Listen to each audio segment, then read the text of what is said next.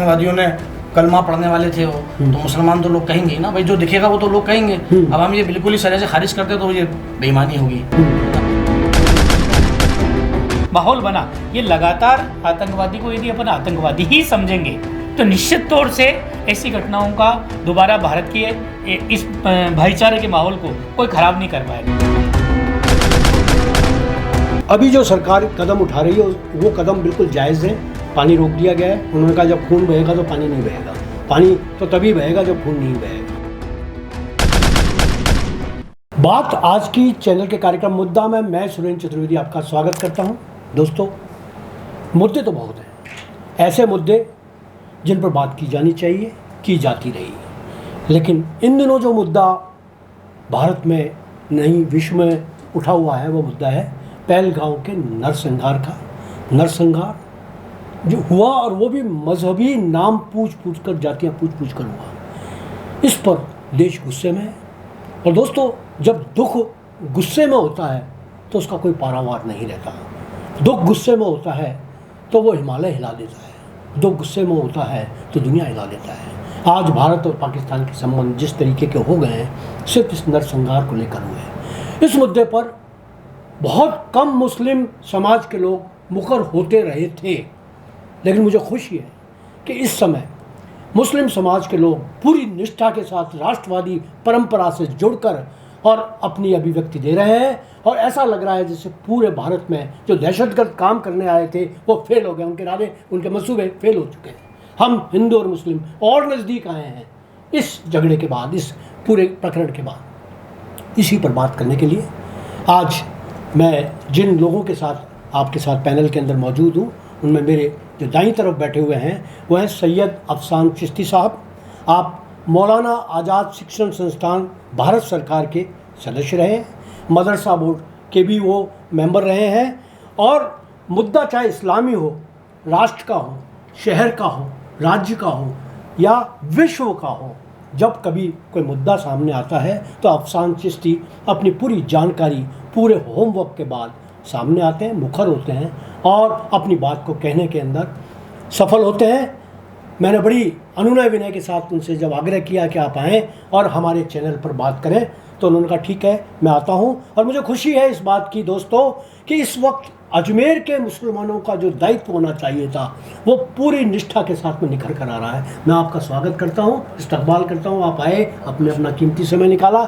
मेरे इस तरफ जो बैठे हुए हैं डॉक्टर अरविंद शर्मा, आप परिचय के मोहताज नहीं, जो राजस्थान की सनातनी परंपरा से जुड़े हुए लोग हैं वो डॉक्टर अरविंद शर्मा को बहुत अच्छी तरह से जानते हैं। आप अभी भी प्रदेश के भाजपा के अंदर अपना जो सोशल मीडिया प्रकोष्ठ है उसके आप अध्यक्ष हैं, सदर हैं। और इसके अलावा ट्रस्टी के भी आप अजमेर अपना जो प्राधिकरण है अजमेर विकास प्राधिकरण उसके ट्रस्टी रहे। और सबसे बड़ी बात है, ये सारी कोई बात नहीं होती, सबसे बड़ी बात यह है कि इनका समाज के ऊपर एक अलग तरीके से सकारात्मक असर है।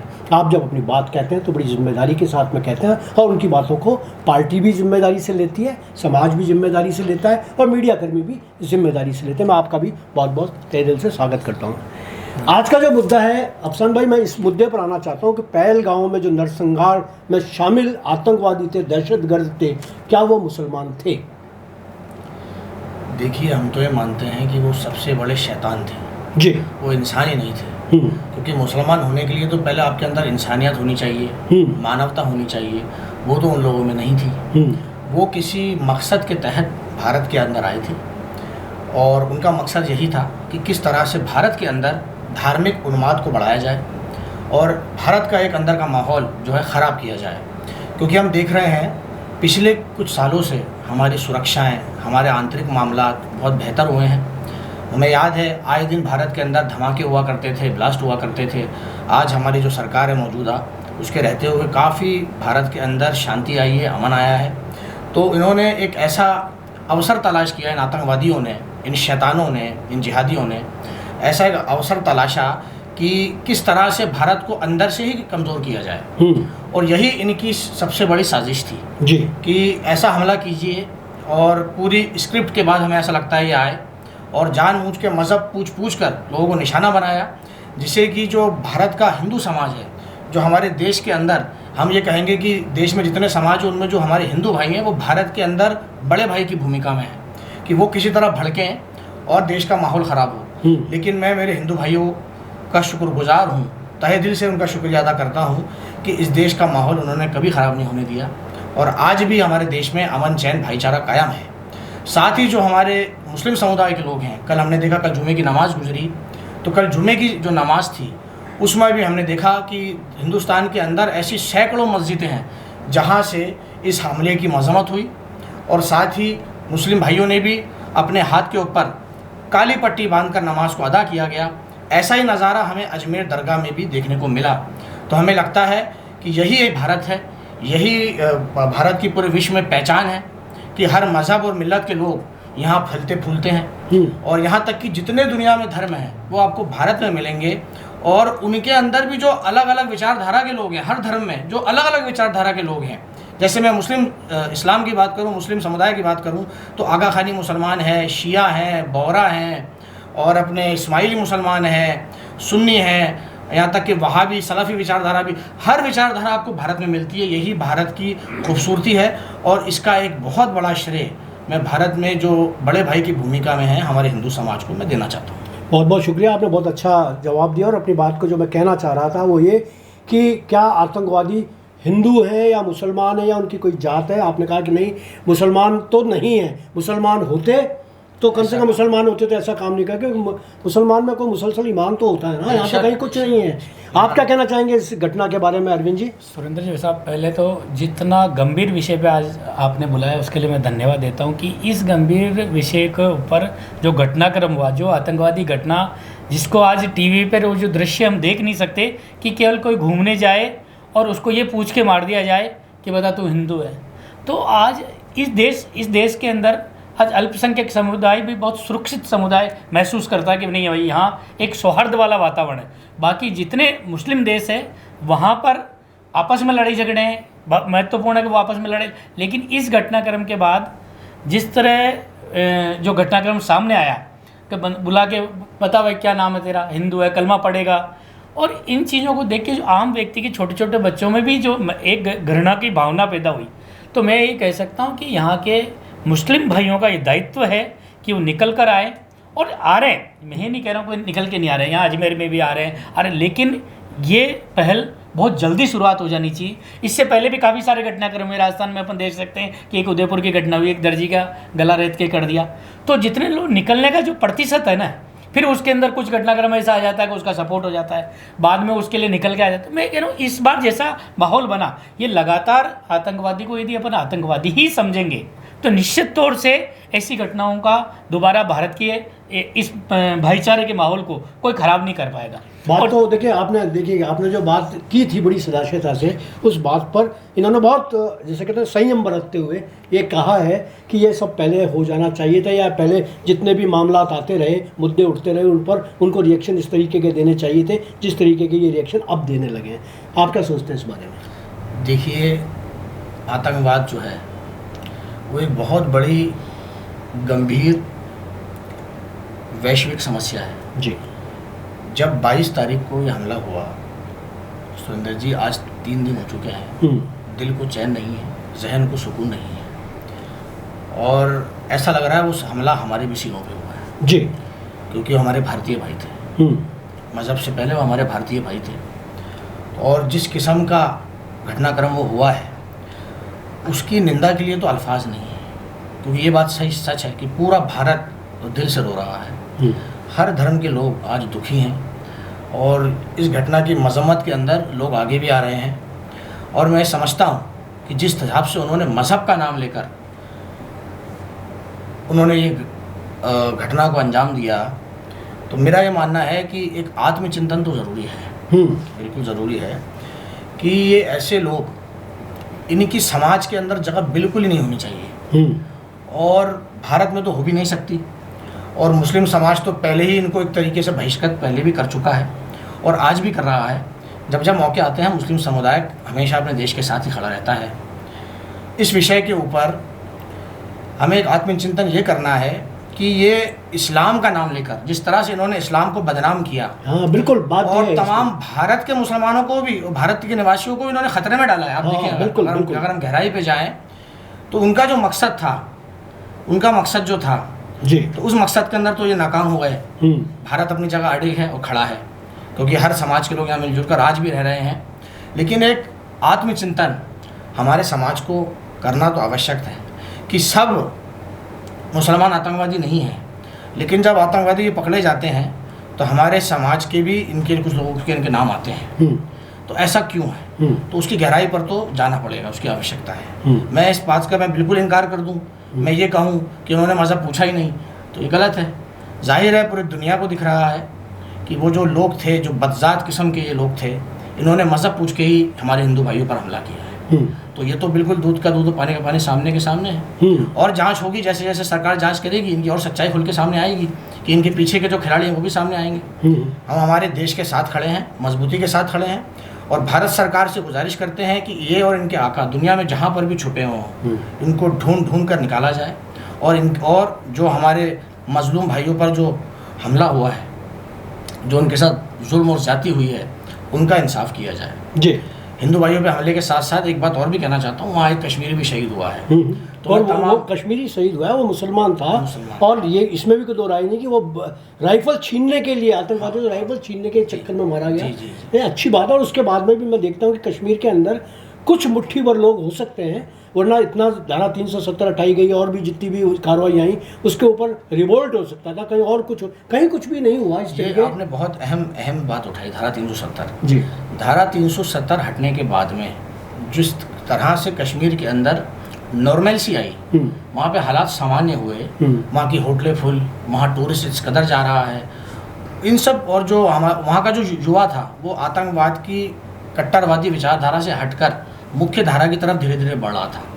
तो ये हमला, ये सब शायद सोच के उनको किया गया है, सोच समझ में ये पसंद ताकि नहीं था। वापस से गुर्बत आए, हाँ। वहाँ पर वापस से जो वहाँ पर जो इंडस्ट्री, जो टूरिज्म की फल रही है, उसको डेंट हो, और फिर से हम किस तरह इन्हें अपनी तरफ खींचें। एक ये भी साजिश का मुझे हिस्सा लगता है। बहुत बड़ी अच्छी बात। आप क्या कहेंगे इस बात में? मैं ये कह रहा हूँ तो सुरेंद्र जी साहब कि कोई भी विषय जब ये हुआ तो वहाँ कहीं ना कहीं इनको कुछ सपोर्ट करने वाले तत्व तो रहे होंगे ना। जब इतना बड़ा एक कोई आक्रमण होता है, ये जगह चिन्हित गई 10 दिन से वहाँ उस चीज़ की रेकी चल रही थी, तो लोकल सपोर्ट के बिना ये संभव नहीं था। आज मैं कोई बाहर से, पाकिस्तान से कोई आए और आतंकवादी घटना कहीं होती है तो कहीं ना कहीं वहाँ का सपोर्ट नहीं मिलेगा। बात सपोर्ट की नहीं है, बात वहाँ मैं सोचता हूँ कि कश्मीर में 15-20 साल से जो आतंकवाद से जो जूझ रहा था, तो मैं ये कह सकता हूँ मुस्लिम भाइयों की वहाँ की जो एक जनरेशन पूरी 15 से 20 साल की जो जनरेशन है वो अशिक्षित रह गई। अशिक्षित रही तो उनको जिस तरह मोटिवेशन, जैसा खुराक मिलती रही वैसी खुराक में वो लोग पलते रहे, पसते रहे, और एक आतंकवादी, एक उनकी मानसिकता, देश को तोड़ने की मानसिकता। आज कोई भी होता तो वो दिल्ली से या देश, मतलब भारत को एक अलग कहा जाता है वहाँ, भाई वो इंडिया से आए हो क्या, वहाँ कोई जाता है तो उसको उस भावना में राष्ट्रीयता की भावना बढ़े।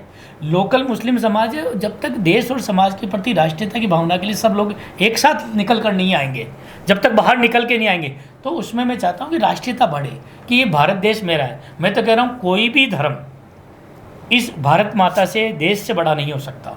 पहला धर्म देश और राष्ट्र है कि देश की सुरक्षा, पहली सुरक्षा होनी चाहिए कि देश के आगे कुछ भी नहीं है, कोई जाति नहीं है, कोई धर्म नहीं है, कि मेरा देश पहले है। तब जब तक ये भावना डेवलप नहीं होगी, और वो डेवलपमेंट मैं ये कह सकता हूँ, भाई अफगान जी अपने चिश्ती साहब जी हमारे मित्र हैं, तो मैं ये कह सकता हूँ कि नीचे के रूप में जब तक जो नई पीढ़ी आ रही है उस पौध को ये सिखाएंगे कि इस देश से प्रेम करना सीखो। जब तक, और कोई भी एक भी घटना, मैं कह रहा हूँ चाहे किसी आतंकवादी का कोई धर्म नहीं होता है, लेकिन उसको ये समझने का प्रयास अपने को करना पड़ेगा कि उसके साथ, आज मैं भी कह रहा हूँ, ये भी कहेंगे कि आतंकवादी होता है, तब हमारी आने वाली पीढ़ी समझेगी कि वास्तव में क्या हो रहा है। एक चीज़ मैं पूछना चाहूँगा अफसन भाई, इन्होंने बात कही है, एक सवाल है इनकी, उसमें जिज्ञासा भी है, ये जानना भी चाहते हैं ये सारा। आपके यहाँ जो, आप तो मदरसा बोर्ड के मेंबर रहे हैं पूरे, तो मदरसा बोर्ड में आपने देखा कि मदरसों की जो हालात हैं, कहा यह जाता है, मैं सच्चाई मैं भी नहीं जानता, और यहाँ बैठकर मुझे इस तरीके की बात करने का कोई हक भी नहीं है, लेकिन एक सवाल ज़रूर है जो मैं जिज्ञासा से आपसे पूछना चाहता हूँ, क्या मदरसे के अंदर राष्ट्रवाद पढ़ाया जाता है? देश के प्रति जान देने की बात सिखाई जाती है बच्चों को? देखिए, मदरसे के अंदर देखिए, आप बात करें मदरसे की, हाँ। मैं तो इस्लाम की शिक्षा की बात करता हूँ जी भाई। मदरसा उसी से तो बना है ना, जी। इस्लाम की बुनियाद पे मदरसा कायम किया गया।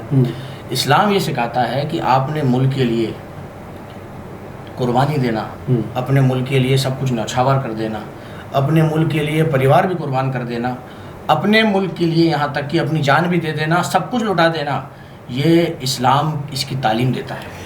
अफसन भाई, ये मुसलमानों नहीं, को बिल्कुल मैं आपकी बात से सहमत हूँ, लेकिन अफसन भाई जब अपन चिंतन कर रहे हैं इस बात पर, तो ये सवाल आता है कि इस्लाम नहीं है जो वहाँ जो भी कुछ राष्ट्रवाद के खिलाफ काम हो रहा है, राष्ट्र के खिलाफ काम हो रहा है, वो इस्लाम नहीं कर रहा, क्योंकि इस्लामिक एजुकेशन और प्रॉफिट के जो नियम थे वो तो है नहीं, ये हुसैनी रंग नहीं है, ये यजीदी रंग है, ये यजीदी रंग है। तो ये यजीदी रंग जो आता जा रहा है और सुनियोजित तरीके से स्क्रिप्टेड लोग बाग विदेशी एजेंसियां इस काम को कर रही हैं, तो क्या भारतीय जो मुसलमान हैं जो अनावश्यक रूप से इनके कारण बदनाम हो जाता है, उनका कोई लेना देना नहीं, आम आदमी का कोई, मैं नहीं जानता कि कोई अपना जो खादिम है, कोई अपने जो और जो पढ़ने लिखने वाले मदरसे मौलवी जो लोग हैं ये इस तरीके की शिक्षा दे रहे हैं, मैं नहीं मान, लेकिन कुछ लोग हैं इस देश के अंदर जो कहीं दूसरे का माल खा के पैसा खाकर यहाँ ऐसा काम कर रहे हैं, उसके बारे में आप क्या कहना चाहेंगे? देखिए, उन जैसे लोगों के ऊपर मुझे दया आती है जी, जो अपने राष्ट्र का नहीं वो फिर किसी का नहीं हो सकता जी। ये देश, इस देश के ऊपर अपना सब कुछ कुर्बान करने वाला ही सच्चा मुसलमान होगा। अगर देश के लिए घृणा या देश की मोहब्बत में, हुब्बुल वतनी में अगर उसकी नीयत में खोट है तो वो सच्चा मुसलमान हो ही नहीं सकता।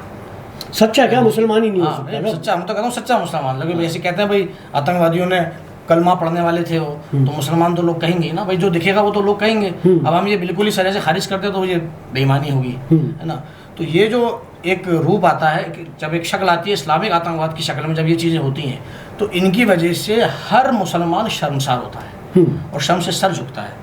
तो ये लोग वो हैं जो अपने समाज को ही बदनाम करा रहे हैं, अपने समाज का हर किस्म से नुकसान कर रहे हैं, इंसानियत का नुकसान तो कर ही रहे हैं, साथ ही तुम जिस धर्म का नाम लेके जो ये सब घटनाएं कर रहे हो, ज़रा ये तो सोचो कि उस धर्म के मानने वालों के ऊपर भी क्या बीती होगी जब तुम ऐसी घटना करते होंगे, वो कितना शर्मसार होते होंगे। बहुत अच्छी बात कही आपने।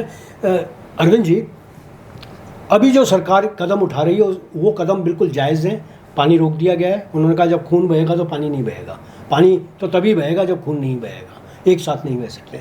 और उसको अपना नदी को रोक रहे हैं और दूसरे बॉर्डर्स रोक रहे हैं, ट्रीटीज़ ख़त्म की जा रही हैं, पाकिस्तान ने शिमला समझौता ख़त्म कर दिया और हालात जिस तरीके से बढ़ रहे हैं। तो सबसे पहले तो मैं हालात पर तो बाद में आपसे भी बात करूंगा। आप तो सिर्फ ये कहें कि सरकार की जो नीयत और जो नीति है वो, उससे आप कितना सहमत हैं? सरकार की नीति वास्तव में बहुत महत्वपूर्ण नीति है कि जिसका दाना पानी, हुक्का पानी सब बंद किया जा रहा है और पाकिस्तान में त्राई त्राई हो रहा है कि पानी किससे क्या होने वाला है।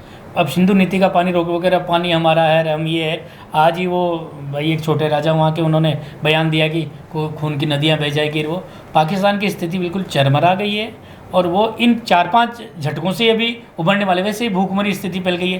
पूरे जितने भी वर्ल्ड के जो प्रमुख देश है, पाकिस्तान के पक्ष में कोई 1-2 देश भी अभी मेरे हिसाब से तो नहीं आए हैं और बाकी सब देश भारत के साथ में हो गए कि भाई आतंकवाद का समूल नष्ट होना चाहिए, पूरे विश्व में नज़र आना चाहिए।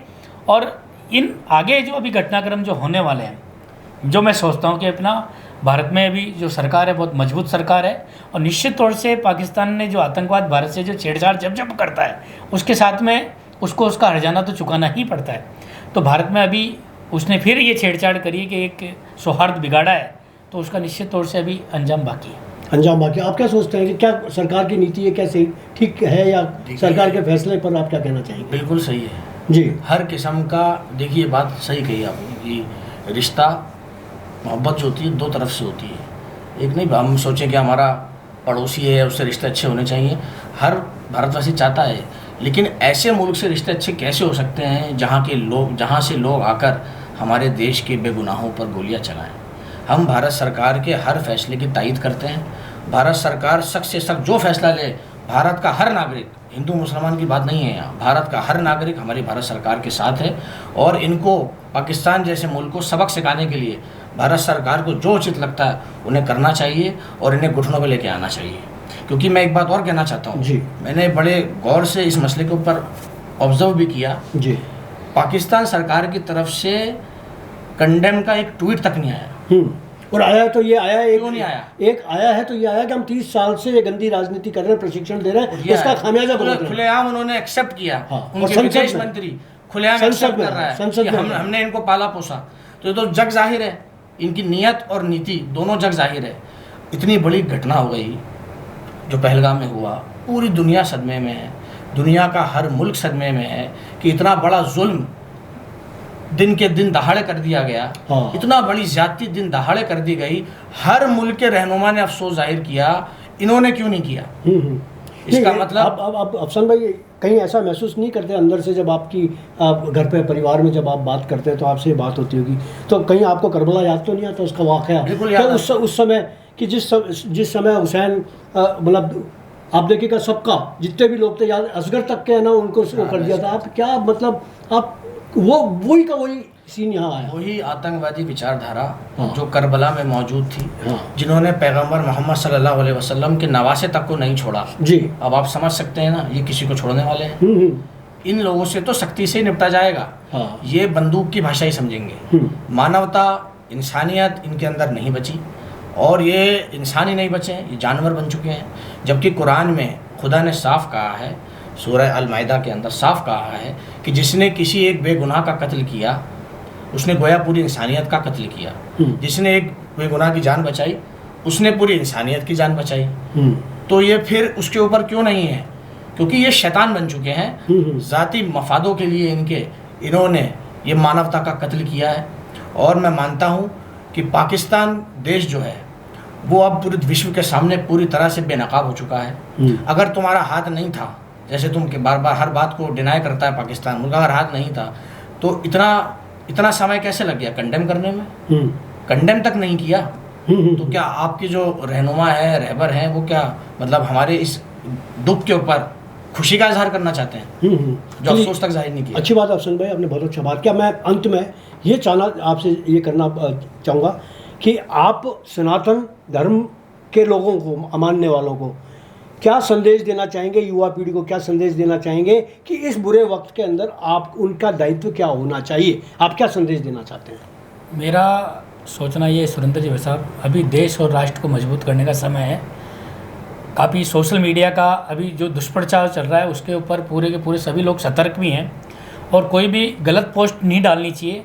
और दूसरा, सेना का या किसी भी चीज़ों का जा रही है आ रही है आवागमन हो रही है, देश और राष्ट्र सुरक्षा को किसी भी चीज़ का कोई खतरा महसूस नहीं हो, ऐसे वीडियो पोस्ट और सोशल मीडिया से बचना चाहिए। एक चीज़ तो पहली चीज़, बहुत अच्छी बात। दूसरा, मैं सैयद अफसान जी से एक और निवेदन करना चाह रहा हूँ। जिस तरह मुस्लिम भाई इस बार निकल कर आए, शुक्रवार को भी निकल के आए हैं, बाकी चीज़ों के लिए भी निकल के आए हैं, जैसे अभी मुर्शिदाबाद की घटनाक्रम हुआ, अपना हिंदू भाई को उनको ये लगना चाहिए, चाहे पड़ोस में रहे, पास में रहे, आगे रहे, पीछे रहे, वो आपके साथ कंफर्ट फील आना चाहिए, उसका सौहार्द वातावरण में लगना चाहिए कि नहीं यार ये मेरा वास्तव में भाई है, मुझे इससे कभी खतरा महसूस नहीं होने वाला है।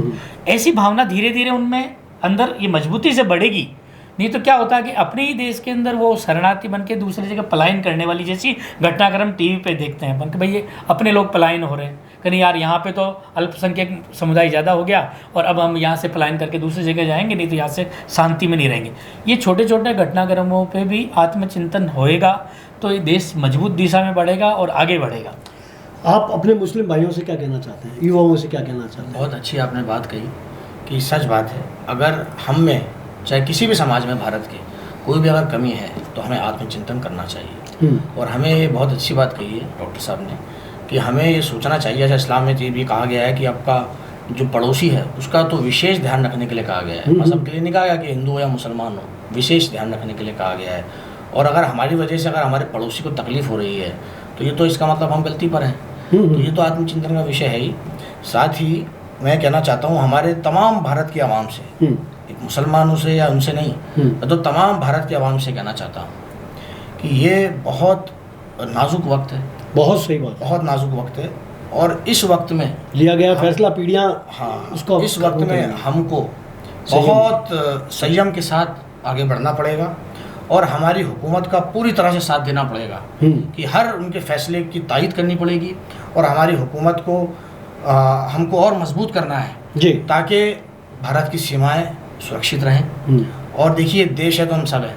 बिल्कुल, देश है तो हम सब हैं। हम सब बिल्कुल। मजहब अपनी जगह पर है, देश अपनी जगह पर। देश अपनी जगह पर। आज भारत के पूरी दुनिया में एक भारत, जैसे मैंने कहा, एक ऐसा गुलदस्ता है भारत कि जिसके जो फूल है हर मजहब के लोग हैं। क्या बात है। और हमें यहाँ पर रहकर खुशबू फैलानी है। मोहब्बतें सबसे, नफरतें किसी से नहीं। यही ख्वाजा गरीब नवाज रहमतुल्लाह अलैह संदेश लेके अजमेर आए थे। तो दोस्तों, आपने सुना कि क्या सोचता है एक हिंदू, क्या सोचता है एक मुस्लिम, क्या सोचता है सनातन, क्या सोचता है इस्लाम, कौन इस्लाम का सच्चा समर्थक है, कौन सनातन का सच्चा समर्थक है, और किस तरीके के नाजुक वक्त के अंदर हम लोग फैसला लेना जा रहे हैं। दोस्तों, दोनों बहुत अच्छे तरीके से आप लोगों ने अपनी अपनी बात कही, और मैं आपसे भी ये गुजारिश करता हूँ कि आप लोग भी मुखर हों।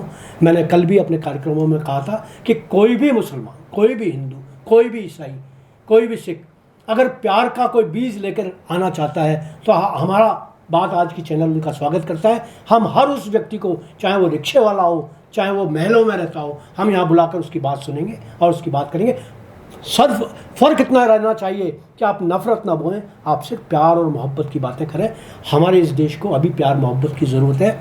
जरा सा किया हुआ, जरा सा भी इधर उधर फैसला हुआ तो पीढ़ियाँ बर्बाद हो जाएंगी। हमें मुल्क बर्बाद नहीं करना, हमें पीढ़ियाँ बर्बाद नहीं करनी। और जिस तरीके से अफसान भाई ने कहा कि हमें आत्मचिंतन का वक्त है, तो ये आत्मचिंतन न केवल मुसलमानों को करना है, हिंदुओं को भी करना है, सिखों को भी करना है, हर उस नागरिक को करना है जो इस देश का अन्न खाता है, जो देश की पानी पीता है, जो देश की मिट्टी के अंदर दफन होगा या जलाया जाएगा या फूका जाएगा।